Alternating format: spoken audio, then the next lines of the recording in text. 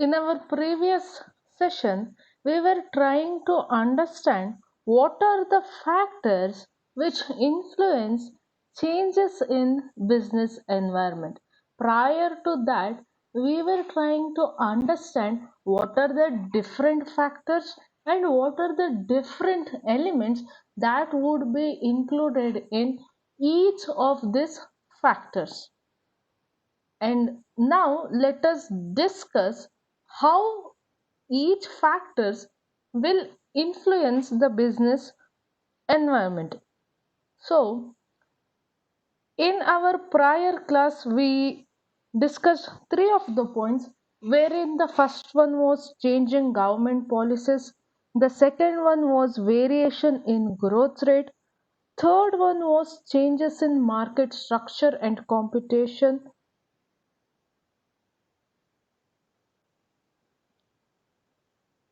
and the next one was business speculation and expected future, and the next one was changes in taste preference and consumer attitude. Okay, I guess we did not study regarding business speculation and expected future, so let us discuss that particular point now, that is business speculation and expected future. So this would be the fourth factor which would be influencing the changes in business environment.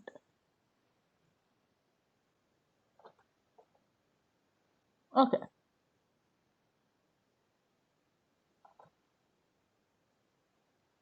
Now, these changing variables of business environment generally generates many future expectations and many speculations, and for that matter maybe it individuals or business firms on the basis of the industry's past trends and current scenario should always anticipate future changes in a number of variables. Now, when I mention regarding number of variables, it could be anticipating the future changes, maybe in terms of bank rate, in terms of inflation, maybe in terms of exchange rate, or the taxes that would be levied on the goods, maybe on the purchase, maybe on the sales, or if at all the organization is into importing and exporting. All these things should be, you know, they should try to understand based on the past experience how it might change. So, when there is a future expectation about inflation, now economic undertakings tend to prepone their purchase. That is to tell, now, according to my prediction, if I understand that tomorrow the inflation rate is going to increase in the economy, what I would be doing is that whatever things that I would be having an intention to buy in the future, if it is possible, I would be preponing the act of buying it. Thereby, I try to reduce the cost that I would be experiencing. That's where the inflation would be moved from the future to the present stage. Now, this is the point we'll have to remember when we discuss regarding that the business influences the environment and the environment also influences the business. And the best example, as we discussed just now, is inflation. What happens is that whenever a organization finds out that tomorrow there would be some kind of inflation, it would try to buy all the things that is possibly purchased today. So that's when the inflation of tomorrow would be brought to present stage. In the similar way, if there are any expectations or increase in the rate of interest, it will always weaken the current demand for the fixed interest bearing assets like investments. Now, in this similar manner, firms are able to, forecast or foresee substantial increase in government borrowings, and it can anticipate if there are any liquidity shortage, and based on that it can also try to understand if there are any changes in the rate of interest in future. Now, changes in current and future demand always leads to establishment of markets for future and forward in commodities. Now, since the markets for these futures and commodities are derivatives, and these derivatives are emerging fast in developing countries, understanding all these markets becomes very, very important. Now the next one is changes in changes in pattern of foreign investment and imports. Okay. Now see, now this age of globalization, it has led to interdependency between almost all the countries. Now, almost most of the economies of the world are opening their borders for both imports and export, and especially every country that has opened their doors for other countries are paying special interest to export development. Now, this exposure to foreign products and foreign business firms definitely will lead to a very big change in the business environment.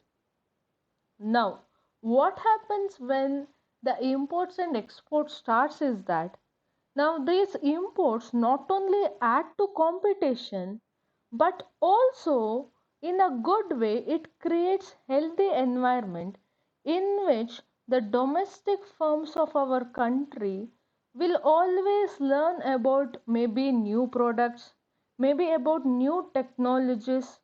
They will also understand how the differences in the prices of imported goods and domestically produced goods would bring in several different challenges for the domestic firms, and thereby in solving all these challenges our domestic organization would definitely become efficient, maybe in terms of production, maybe in terms of staying in the market. Now, with all this progress of import liberalization, the business environment would definitely become more vibrant and dynamic over the past time period. That happens because all these foreign firms, they not only bring new products and you know brand, but along with these products and brands they would also bring in new management philosophy. They bring in new type of culture of work ethics, and also performance standards. Now these multinational companies compete with domestic companies both in home market and international market, and thereby create some kind of new benchmarks always. So when we speak about not only new products and brands, the ethics culture management in our earlier subject, principle and practice, if you have not forgotten, we had discussed regarding how the management of east is different from that of western countries. So definitely, if one of the eastern country is going to establish its business in one of the western countries, along with the products they offer in the market, they're definitely going to transfer the product, the technologies, their ideas, their way of working, and different other things. So moving forward, the next one is external economic shocks.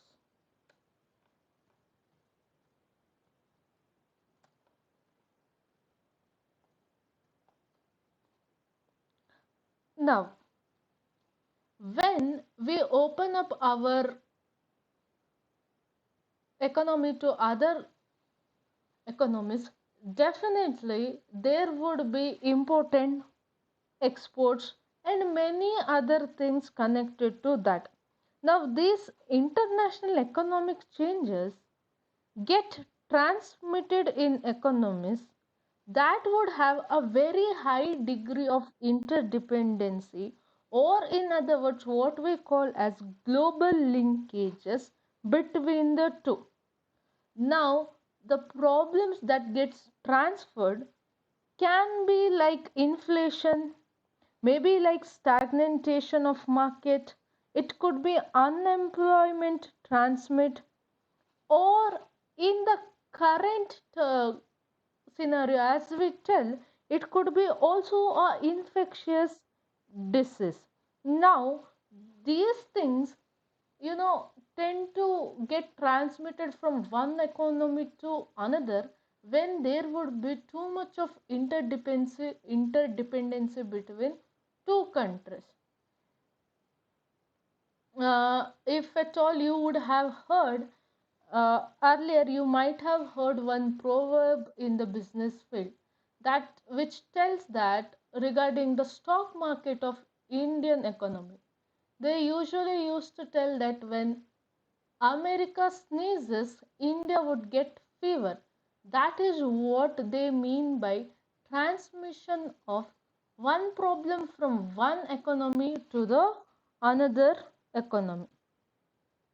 Now, the cases like European debt crisis, you might have seen how it transferred from one economy to another economy, and how it would be affecting maybe the international trade, maybe tourism, foreign investment, and investor confidence on global front.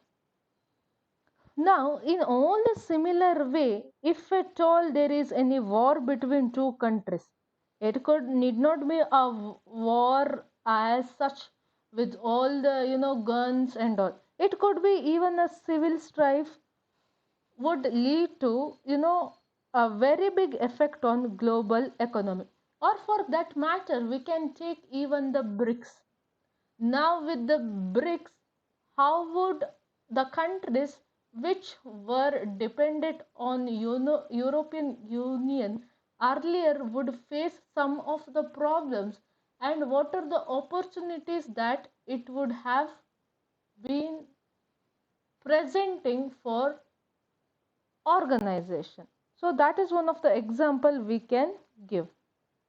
Now, the countries whose trade and investment are concentrated in a very few narrow geographical locations are more likely to get adverse effect. Okay, that is to tell, I might have opened up my economy for other countries. Maybe in that also there would be one country from which I would be having too much relation in importing and exporting goods, and from which country my country has a linkage. If at all there are any problems in that country's economy, it would not take much time in transmitting those problems from other countries to our domestic economy. Now, going forward, the next point is non-economic factors. Non-economic factors. Now, to speak about non-economic factors, there is very large varieties which can destabilize the business environment, and business firms can actually do very little about these factors. So the only option or the best they can do is to adjust to such changes over maybe some period of time. Now the social environment of business is slowly changing, but the social tensions or communal violence can trigger disturbance in internal law and order situation, which can affect the smooth functioning of business. Now, for that example, if at all there are any kind of, very big industrial accidents or some kind of natural calamities, maybe like earthquakes or floods, or for that matter, a outbreak of epidemics or like the recent pandemic. Now, that is the best example we can give how things are being changing. Now, the pandemic that we are facing, it for that matter it has affected each and every individual, maybe in every country of the world. So how in such situations an organization should meet all its commitments becomes important. Now let us move forward. uh, Let us try to discuss what are the corporate companies' responsibility, or how should the response be, and how should they adjust to such changes. Now, whenever we speak of business environment, here as we discussed earlier, we would be speaking in terms of a corporate company.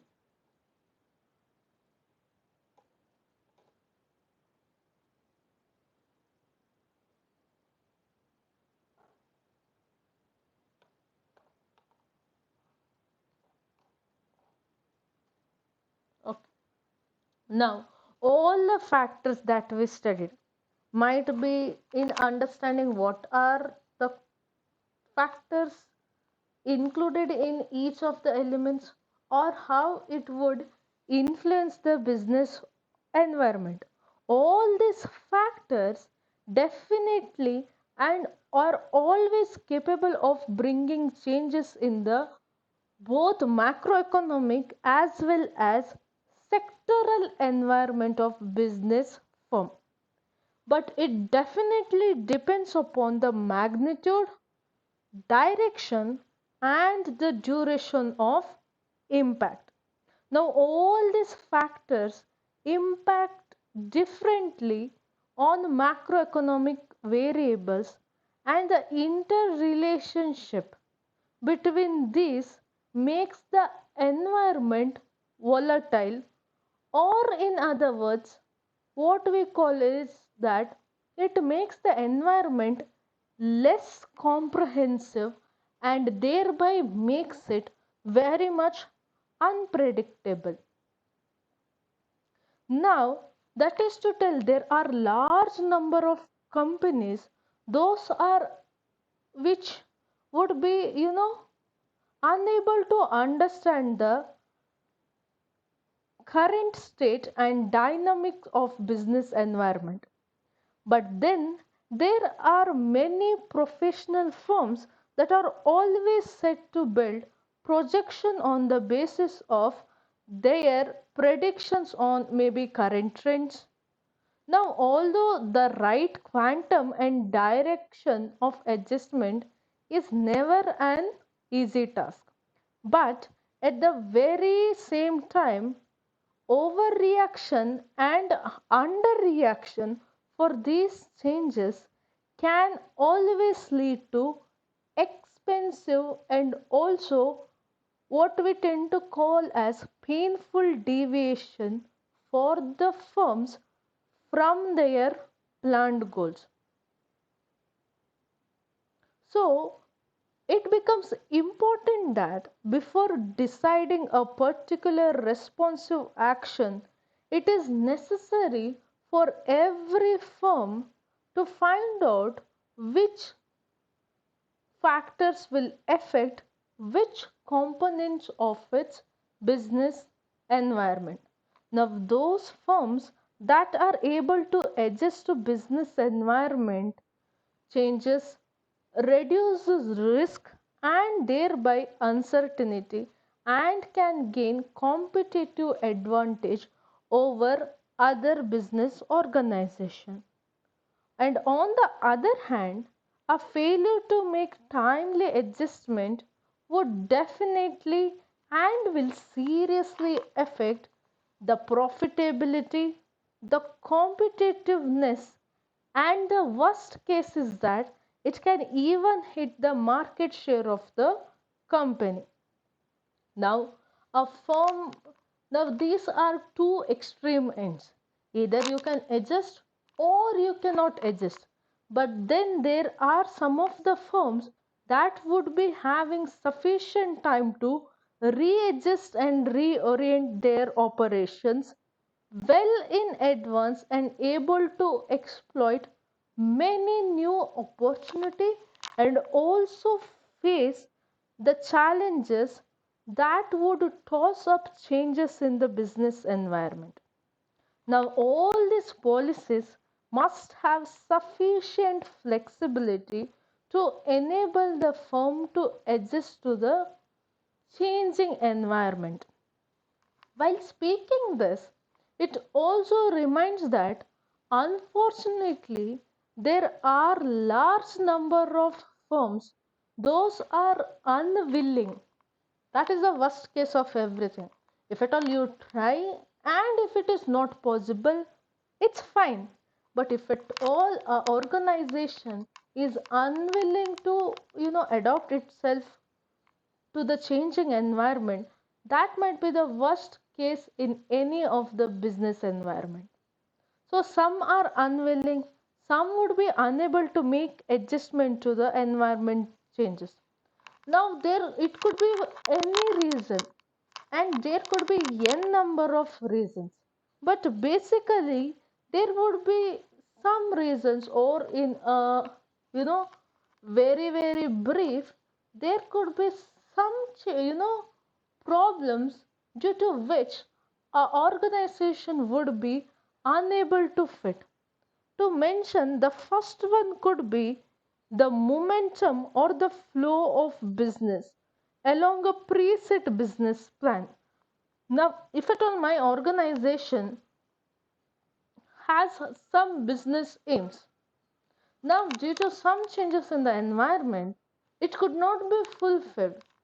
That time it becomes necessary on the part of the business that we try to modify or readjust all our goals.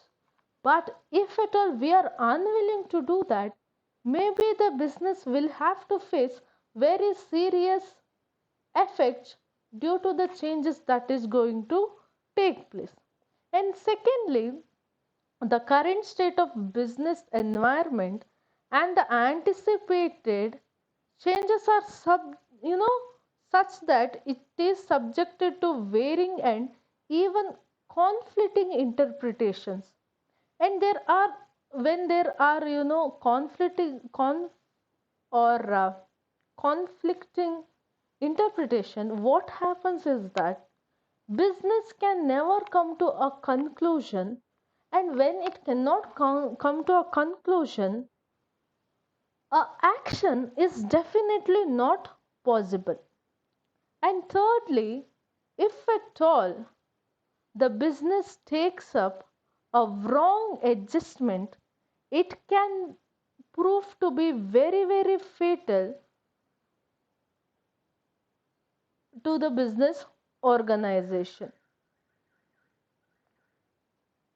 Now, for that matter, it could be any of the business organization.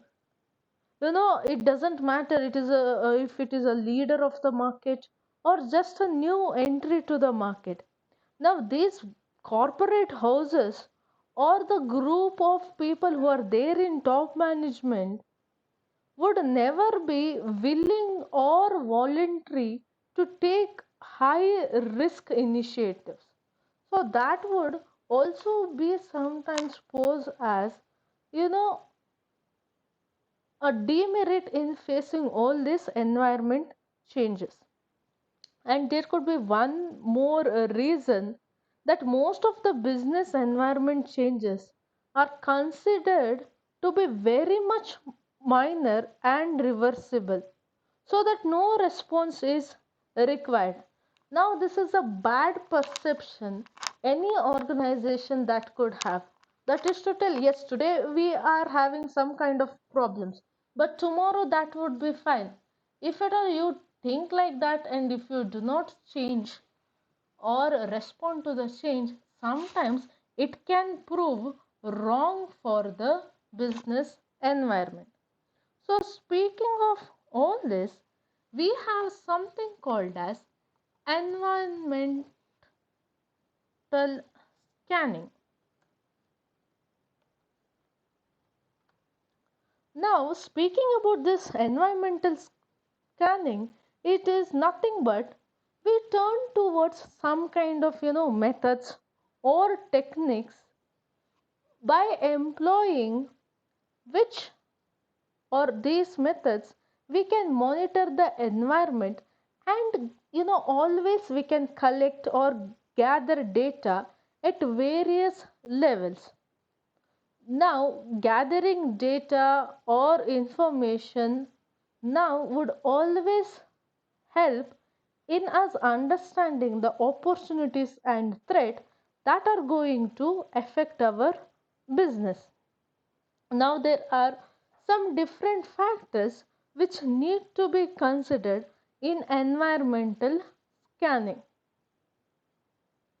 Now, as we discussed earlier, or as we have been discussing from the first session, all these external factors in which business organization exists consists of variety of factors.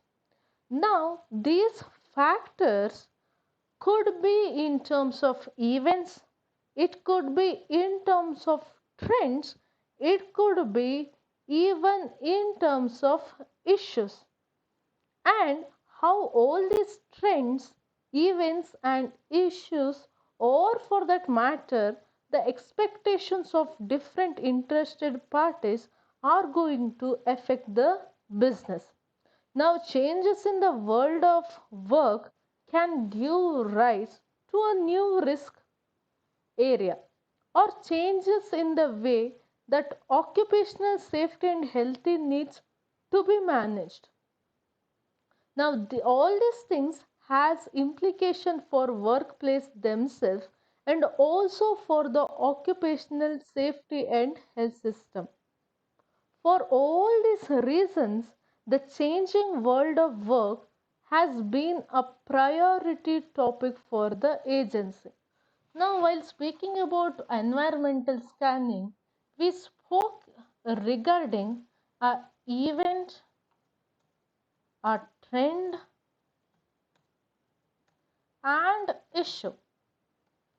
Now, these three words might similar, you know, we might try to perceive it as similar, but definitely there are changes, or all these three things are different from each other. So maybe an example would help you all. So, if at all you know the incident of Union Carbide factory, now this factory was situated in Bhopal, and there happened to be an accident in that factory, which we call it as Bhopal gas tragedy. Now, this tragedy is an event. Now, what we call trend as, now, due to this incident or event which has happened, it gave, you know, rise on the part of regulatory authorities to become conscious about the safety. So thereby they came up with many other safety measures for the employees who are working. Now that event gave rise to trend. Now issue is nothing but, due to this accident, what happened was, in every individual who are there, this event gave rise to, concern regarding the environment. So this raising concern towards the environment can be regarded as issues. So that's how event, trend and issue are different from each other, and that's how they are linked to each other. Now we spoke regarding the sources of information. Now the sources of information for environmental scanning, it can come from various sources. There are they could be classified in terms of maybe formal and informal. It could be in form of written or verbal. It could also be in the form of external and internal. So if at all we try to know what are the different sources, now the secondary data can come from sources like different publications, could be from different magazines, especially the business magazines, not the entertainment magazines. It could be from journals, books, maybe from the annual report of the companies.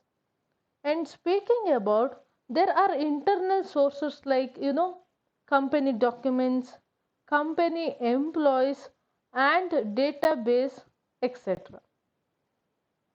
And also the information could be from the mass media source like radio, television, internet, and the external sources could be in the form of customer, supplier, government agencies, and if at all we ourselves independently has selected someone to understand the environment also, and also could be from formal studies conducted by some of the market research consultants or educational institutions. Now since this for this particular year, for the fourth semester of yours, you'll have to come up with a project.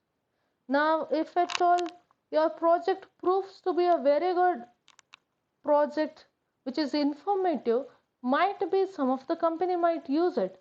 So that would always turn to be, secondary data for an organization. Now, speaking about all these things, we should try to understand how there is a change in the dimension of Indian business environment. Changes in the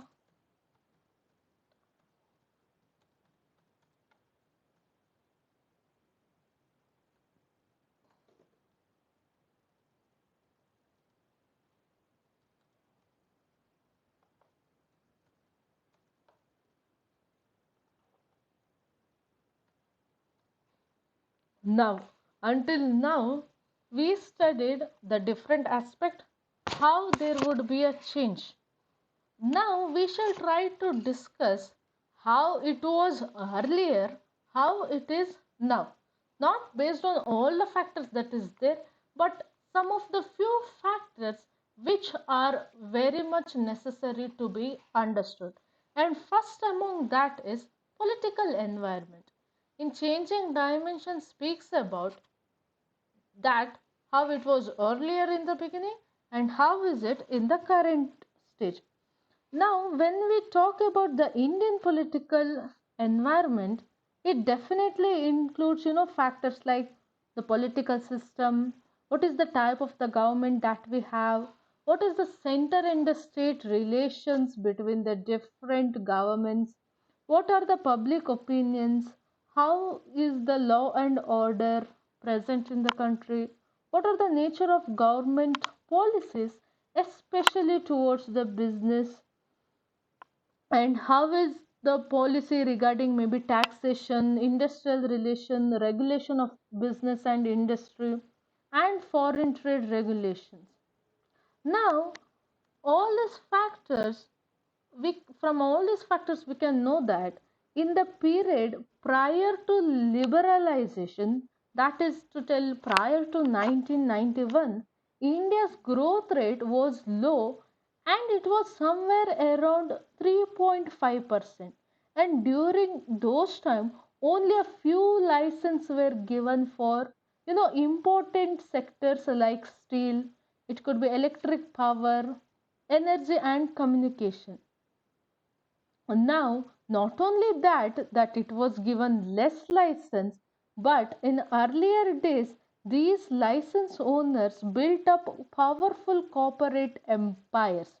Now, earlier in India, there was something called as license Raj system, and it has given rise to establishing of something called as self-perpetuating bureaucracy, which we can still see that it exists, and this had given rise to corruption, and this corruption flourished under this system.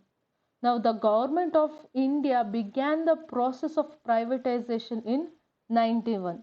The purpose of privatization was to improve especially the efficiency of public undertakings and to raise the funds for public investment.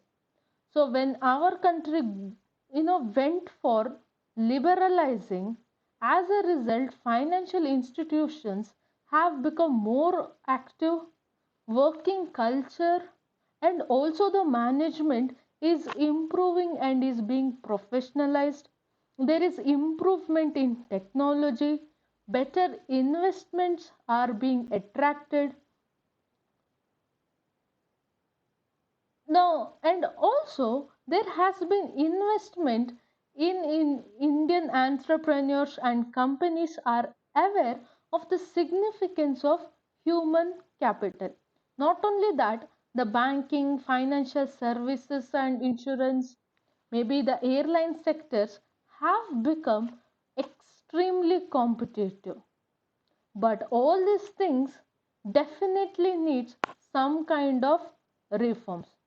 There have been some negative effects like curtailed growth in some of the industries because of globalization. Now, because of globalization, somewhere it has reduced employment opportunities due to adoption of capital intensive technology, or maybe sellouts and takeovers by foreign companies, or it has also resulted in losing marketing markets and declining capacity utilization of the domestic country also. Moving forward, the one more environment that has been affected, or one more factor wherein we can see too much of changes, is economic factor. Now the Indian economy is currently the ninth largest in the world by what we tend to call as gross domestic product, and it is the third largest in terms of purchasing power parity. Now, over the period of time, Indian economy has adopted itself for economic liberalization and also free flow market principles. Now, this includes opening India for international trade and investment, thereby resulted in deregulation, initiation of privatization, tax reforms, and also inflation controlling measures. Now, the result of opening our economy in 1901 has reached its highest percentage in 2007, and India reached its highest GDP growth rate of 9%. Now, also in terms of economy, India has become the second fastest growing economy in the world. But however, dealing with powerful lobbies such as the trade unions and farmers are continuous issue which poses a challenge in the development of the country. The next one is socio-cultural environment. To speak about this, it covers factors such as social customs, traditions, culture, and all those that we had described or discussed earlier, which influence and describe the behavioral characteristics which are typical of the people in which the business organization is. It would also include the corporate social responsibility initiatives undertaken by companies. And it goes without telling that the CSR responsibility in India is in its very, very initiation stage. It is still one of the least understood initiatives in Indian development sector. Now, a lack of understanding, inadequately trained personnel, or non-availability of authentic data and specific information on these kinds of CSR activities or the coverage or policy, etc., further adds to the reach and effectiveness of these programs. But the situation is changing as corporate social responsibility is coming out of purview of doing social good and is becoming business necessity.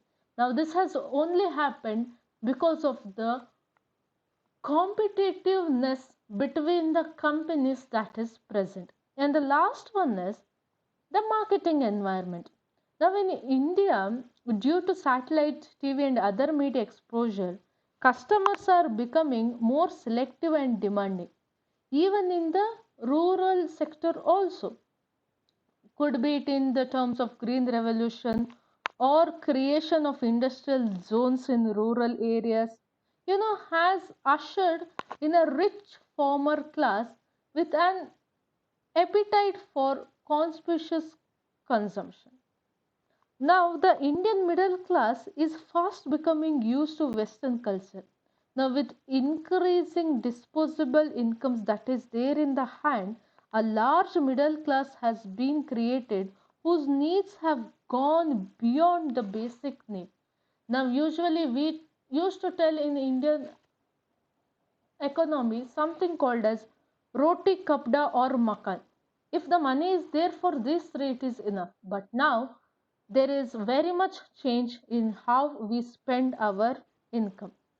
So the number of consumers has created a huge market for all kinds of goods.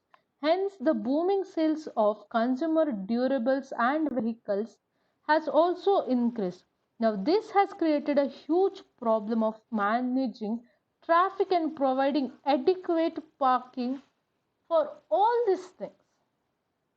So that's now these are some of the changes, or these are some of the things how changes have been taken place in Indian business environment. So in our coming session, we shall try to understand or we shall begin our international business environment. Until now, whatever we studied was something like a underbridge or underlying elements for your international business environment. I hope you do remember all these things. If there are any questions, if there are any doubts, please do let me know. So for this session, we shall wind up here, and from the coming session, we shall try to understand